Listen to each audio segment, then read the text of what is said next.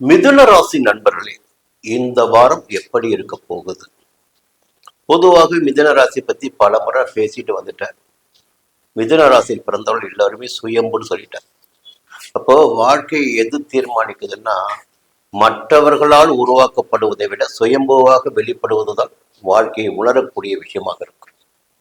மற்றவர்களுக்கு உதவி செய்யக்கூடிய நிலை கூட இந்த மிதுன ராசினுக்கு தான் உண்டு. அதிகமாக மனசாட்சிக்கு கட்டுப்பட்டவர்கள், வாழ்க்கையில் வெற்றி அடைய வேண்டும் என்று நினைப்பவர்கள்.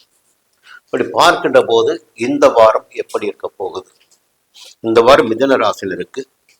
ஞாயிற்றுக்கிழமையும் திங்கட்கிழமையும் யோகமான நாட்களாக, சந்தோஷமான நாட்களாக, நினைத்ததை சாதித்து கொள்ளக்கூடிய நாட்களாக இருக்க போகுது. வெளியூர் பயணங்களும் ஆதாயம் கொடுக்கும், நண்பர்களால் ஆதாயம் கிடைக்கும், வாழ்க்கை துணைக்கும் மிதுன ராசினருக்கும் ஒரு இணக்கமான நிலை உண்டாகும். அடுத்து பாத்தீங்கன்னா செவ்வாய்க்கிழமை, புதன்கிழமை, வியாழக்கிழமை மதியம் வரையில் பாத்தீங்கன்னா உங்களுக்கு சந்திராஷ்டமம். சந்திராஷ்டம நாட்களில் புதிய முயற்சிகளை தவிர்ப்பது என்பது நன்மையாக இருக்கும் என்பதை பல முறை பல உதாரணங்களுடன் நான் சொல்லிட்டு இருக்கேன்.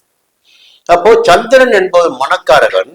அந்த மனக்காரகன் போய் மறைவு பெறுகின்ற போது நம்முடைய அறிவாற்றல் மழுங்க ஆரம்பித்து விடும், மறைவு பெற ஆரம்பித்து விடும். அப்போ நாம் திட்டமிடாமல் சில வேலைகளில் இறங்கி அந்த வேலைகளில் சங்கடத்தை அனுபவிக்க வேண்டியதாக இருக்கும், நெருக்கடிகளை சந்திக்க வேண்டியதாக இருக்கும். அந்த காலத்தில் தொடங்குகின்ற வேலைகள் எல்லாம் இழுபறியாக இருக்கும், பிரச்சனைகளாக மாறிவிடும். இதற்காகத்தான் சந்திராஷ்டம நாட்களில் வெளியூர் பயணத்தை தவிர்க்க வேண்டும், வாகன பயணத்தில் நிதானம் வேண்டும், வாகன பயணத்தை தவிர்க்க வேண்டும் என்று பல்வேறு விஷயங்கள் சொல்லிட்டு இருக்கேன். அப்போ செவ்வாய்க்கிழமை, புதன்கிழமை, வியாழக்கிழமை மதியம் வரை கொஞ்சம் நிதானமா இருங்க.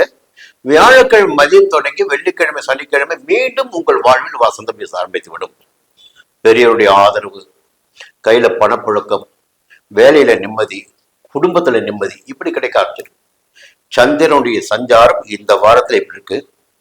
இன்னொரு பக்கம் பாத்தீங்கன்னா இந்த சகாய ஸ்தானாதிபதினு பாத்தீங்கன்னா சூரியன் தான் உங்களுக்கு. முயற்சிக்குரியவனே பாத்தீங்கன்னா சூரியன் தான் உங்களுக்கு 3ஆம் இடத்து அதிபதி. அந்த சூரியன் தன்னுடைய சொந்த வீட்டில் ஆட்சியாக சஞ்சரிக்கிறார். பொதுவாக சூரியனுடைய சஞ்சார நிலை இந்த நேரத்தில் உங்களுக்கு மிகப்பெரிய யோகத்தை கொடுக்க போகுது, ஆரோக்கியத்தை கொடுக்க போகுது, அதிர்ஷ்டத்தை கொடுக்க போகுது, முயற்சிகளை எல்லாம் வெற்றியாக்க போகுது. அரசு வழி முயற்சிகள் சாதகமாகும், உங்களுக்கு ஏற்பட்ட நெருக்கடிகள் விலகும், சங்கடங்கள் நீங்கும்.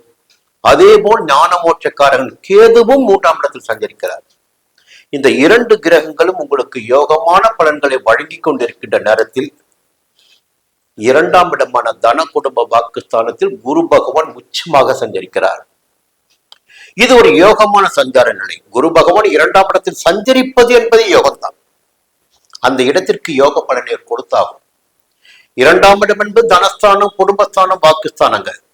அப்ப குடும்பத்துல நிம்மதி இருக்கும், கையில பணப்புழக்கம் இருக்கும், கொடுத்த வாக்கை காப்பாற்ற முடியும். அதற்கு மேல பாத்தீங்கன்னா அந்த 2ஆம் இடத்தில் சஞ்சரிக்கின்ற குரு 6ஆம் இடத்தையும் 8ஆம் இடத்தையும் 10ஆம் இடத்தையும் பார்ப்பார். 6ஆம் இடம் என்பது ருணரோக சத்துர் ஜெயஸ்தானம். அப்போ நோய் நொடிகள் ஏற்பட்டிருந்தால் விலகும், எதிர்ப்புகள் தோன்றியிருந்தால் அது இருந்த இடம் தெரியாமல் போகும், வழக்குகள் இருந்தால் வழக்குகள் உங்களுக்கு ஜெயமாகும். 8ஆம் இடம் மறைவு ஸ்தானம் என்றாலும் மறைமுக எதிர்ப்புகள் எல்லாம் வீழ்த்துகின்ற சக்தி உங்களுக்கு கிடைக்கும். திடீர் அதிர்ஷ்ட வாய்ப்புகள் உங்களுக்கு ஏற்படும், உடலில் ஏற்பட்ட பிரச்சனைகள் எல்லாம் விலக ஆரம்பிக்கும். 10ஆம் இடம் ஜீவனஸ்தானம். அந்த இடத்திற்கு குரு பகவான் பார்வை கிடைக்கின்ற போது செய்து வருகின்ற தொழில், வியாபாரம் அங்கே ஆதாயமான நிலை இருக்கும். வேலைக்காக முயற்சித்து வருபவர்களுக்கு எதிர்பார்த்த வேலை கிடைக்கும். வேலையில் இருப்பவர்களுக்கு ஏற்பட்ட பிரச்சனைகள், நெருக்கடிகள், வழக்குகள் எல்லாம் விலக ஆரம்பிக்கும். அப்போ குரு பகவானின் சஞ்சாரமும் பார்வைகளும் உங்களுக்கு சாதகமாக இருக்கு. சூரியனும் கேதுவும் உங்களுக்கு இந்த வாரத்தில் சாதகமாக சஞ்சரிக்கிறார்கள். சுக்கிரன் 4ஆம் இடமான சுகஸ்தானத்தில் சஞ்சரிக்கிறார். உறவினருடைய ஆதரவும் உங்களுக்கு கிடைக்க ஆரம்பிக்கும். ஒரு யோகமான வாரமாகவே இந்த வாரம் உங்களுக்கு இருக்கு. மிதுன ராசினருக்கு இந்த வாரம் யோகமான வாரம். ஏன்னா ராகு 9ஆம் இடத்துல, பெரியவருடைய தொடர்பு என்பது கிடைத்துக் கொண்டே இருக்கும் உங்களுக்கு. செவ்வாய் ஜென்ம ராசிக்குள்ள நீங்க சும்மாவே இருந்தாலும் சரிங்க, இந்த செவ்வாய் இருக்காரு பாருங்க, இந்த ரத்தக்காரகன் யுத்தக்காரன் சொல்லக்கூடிய செவ்வாய் உங்களை சும்மா இருக்க விட மாட்டார். இதை செய்யுங்க, அதை செய்யுங்க, அதை செய்யுங்கன்னு தூண்டி விட்டுக்கிட்டே இருப்பார். அப்போ வேகமான செயல்பாடுகள் என்பது இந்த வாரம் உங்களுக்கு இருக்கும். ரொம்ப மந்தமான நிலையில் இருந்தவராக இருந்தாலும் இந்த வாரம் வேகமாக செயல்படுவீங்க, அதில் ஆதாயமும் கிடைக்கும். பொதுவாக இந்த வாரம் மிதுன ராசினுக்கு ஒரு யோகமான வாரம்.